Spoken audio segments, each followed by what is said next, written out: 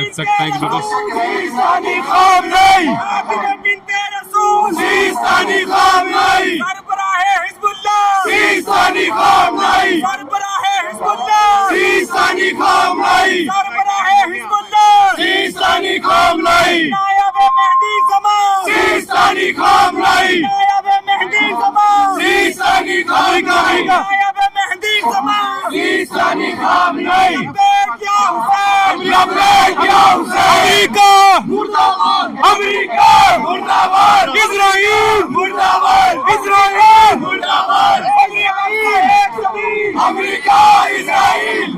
लेके आते हैं। याद रखिए, हम जुल्म के खिलाफ खड़े हैं। नेतन्याहू और ट्रम्प को क्या मैसेज देंगे आप? मैसेज यही दूंगा कि तुमने चाहा है कि ये इनकलाब खत्म हो जाएगा, ये ईरानी रिजीम खत्म हो जाएगी, ये आइडियोलॉजी खत्म हो जाएगी, ना ये आइडियोलॉजी खत्म होगी और ना ये कौम शहादत देना छोड़ेगी। हमारे पास आज तुम्हारे जैसे शायद हथियार ना हो, हमारे पास हम खाली हाथ हैं हम लोग, लेकिन उन बच्चों के लिए आवाजें उठाते रहेंगे, उन औरतों के लिए आवाजें उठाते रहेंगे।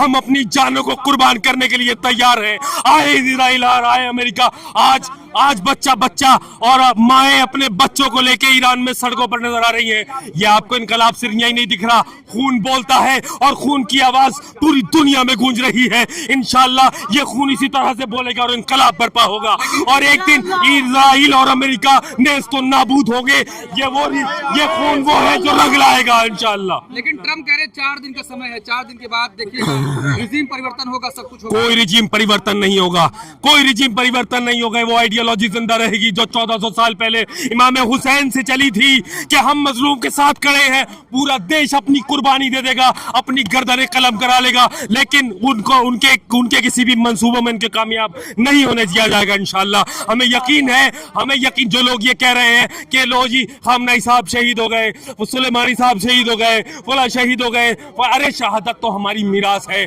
हम लोग लेकिन अपनी आवाज मजलूमों के लिए बुलंद करते रहेंगे। हम लोग अपनी जानों को कुर्बान करके भी उनके लिए आवाज उठाते रहेंगे। बिल्कुल ना ईरान झुकेगा और ना ये शियत कौम झुकेगी। अभी मैं एक दुकान से आ रहा था, मैं दुकान पे खड़ा हुआ, मैंने देखा एक शख्स रो रहा है। मैंने कहा भैया क्यों रो रहे हो? वो सुन्नत वल जमात से ताल्लुक रखता था। उसने कहा मैं हार्ट पेशेंट हूँ, मेरे स्टेंट बढ़ा हुआ है, लेकिन अपनी दुकान में बैठा हुआ रो रहा था वो शख्स। मैंने कहा रो क्यों रहे हो? कहा अभी सुना कि खामनेई साहब इस दुनिया में नहीं रहे, वो हमें छोड़कर चले गए। एक सुन्नी के दिल की आवाज है, इसे शिया सुन्नी के फर्क में ना बांटा जाए। ये मजलूम और सिर्फ जालिम की आवाज है। ये मजलूम के खिलाफ जिस तरह से ये शैतानी ताकतें एक हो गई हैं, लेकिन याद रखिए हम लोग अपनी जानों को कुर्बान कर देंगे।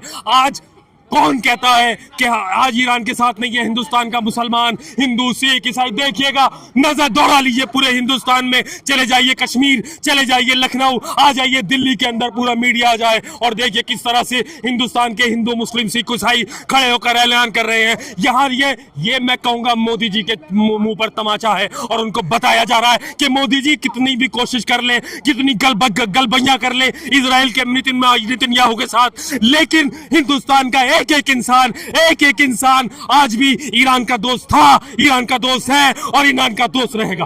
लेकिन ट्रम्प और नेतन्याहू का जो ट्वीट आता है, कहते तानाशाही हमने मार गिराया है। किस बात की तानाशाही? तानाशाही थी। मुझे बताइए, बच्चों को मारना तानाशाही है? औरतों को मारना तानाशाही है?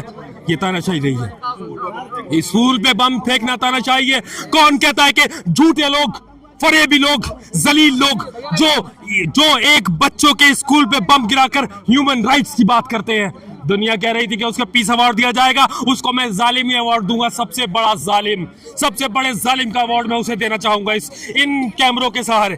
वो आदमी जी नहीं, वो सबसे बड़ा जालिम है और उसे जुल्म का पुरस्कार मिलना चाहिए। उसके खिलाफ मर्ग पर अमेरिका, मर्ग पर इजराइल के नारे लगने चाहिए।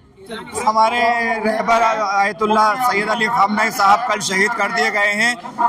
अमेरिका और इजराइल ने ये धोखे से वार करते हैं और इन्होंने फिर एक बार धोखे से वार किया है और हमारे आयतुल्लाह सैयद अली खामनेई को शहीद कर दिया। उनका शहीद होना ये समझ लो जैसे कि हमारा यतीम होना।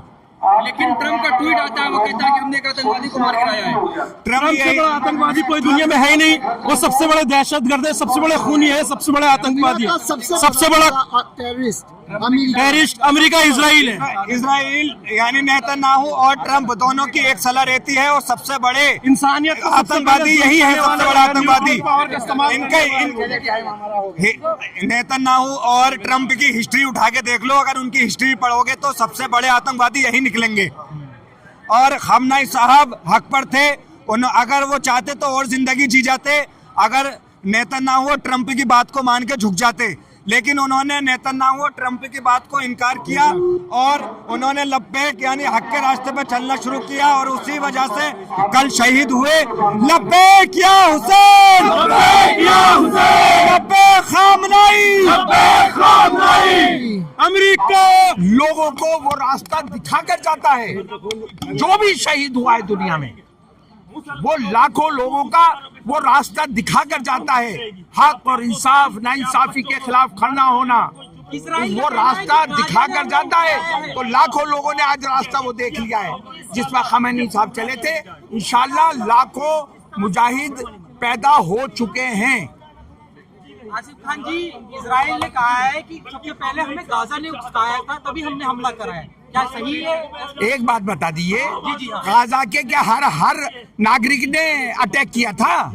मैं मोदी जी से भी ये बात पूछना चाहता हूँ, अभी आप आऊंगा वहां पर। अगर चंद लोग कहीं भी टेररिस्ट पैदा हो जाएं, किसी कौम में भी हो जाएं, अगर नाथुराम गॉडसे ने महात्मा गांधी को मारा, वो भी टेररिस्ट था, हिंदुस्तान का पहला टेररिस्ट। इसका मतलब ये नहीं है कि पूरी कौम गद्दार थी। चंद लोग अगर आतंकवादी कहीं पैदा हो जाएं, कहीं किसी के साथ करें, आप उनसे निपटिए। आम फिलिस्तीनी का इससे क्या ताल्लुक था? और मैं यही बात कह रहा हूँ, ये दुखड़ा नरेंद्र मोदी जी ने जाके इजराइल में रोया, लेकिन उन्हें ये भी कह देना चाहिए था कि भाई आपको भी पूरे फिलिस्तीन को बर्बाद नहीं करना चाहिए था। 1 लाख मुसलमानों को वहां नहीं मारना चाहिए था। ये भी नरेंद्र मोदी जी को बोलना चाहिए था। कुछ देशों में खुशी मनाई जा रही है। देखिए, वो तो चंद लोग होते हैं। जो भी लोग हैं इंसानियत में यकीन रखते हैं, वो चाहे हिंदू हो, चाहे मुसलमान हो, क्रिश्चियन हो, वो हमेशा इंसाफ की, हक की बात करते हैं। वो जुल्म के खिलाफ खड़े होते हैं। और आज की दुनिया, पूरी दुनिया में अगर कोई सबसे बड़ा टेररिस्ट है तो वो ट्रम्प है या नेतन्याहू है। इनसे बड़ा तो टेररिस्ट है नहीं। और आज वो लोग खुश हो